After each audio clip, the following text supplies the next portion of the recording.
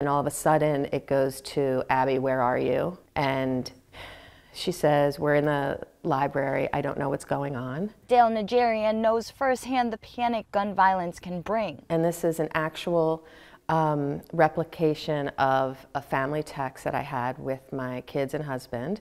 And it happened during a lockdown that my daughter had at her high school. 6 years after those moments of fear, confusion, and a close call for her daughter, she is turning it into art. I'm thinking about how many family texts there are with this exact same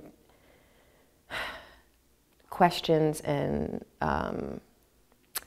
fear, and not all of them turned out like this one. Najarian's piece is among 24 other works featured in Metro Art Studios' first juried exhibit.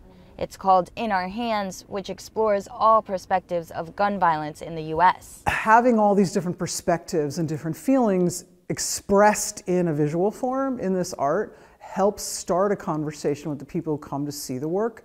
And it just feels very personal to a lot of people. Artists having to be vulnerable with their art, with pieces like frightful family text threads, all the way to in-person targets like this one, which display moments that link them to gun violence themselves. So both of these pieces are pieces that came to me in a vision. Artist Alicia Cobb is also a mother, and her fear comes from gun violence within the Black community. She has a Black son and daughter. There's not a day that goes by that I'm not concerned about their well-being and safety, because I feel like they've been used as target practice, Black men specifically. Which is how both her pieces, Guns N' Roses and Target Practice, came to exist. It's a white rose with a bullet in it, and it's bleeding onto cotton. It kind of speaks for itself. With the hope that these pieces on display evoke conversation. I hope they feel like being a part of changing. After Sandy Hook, that things would change, and they really haven't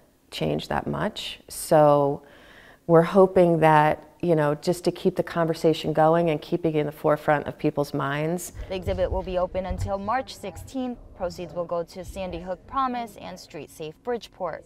In Bridgeport, Angelica Truno, News 12 Connecticut.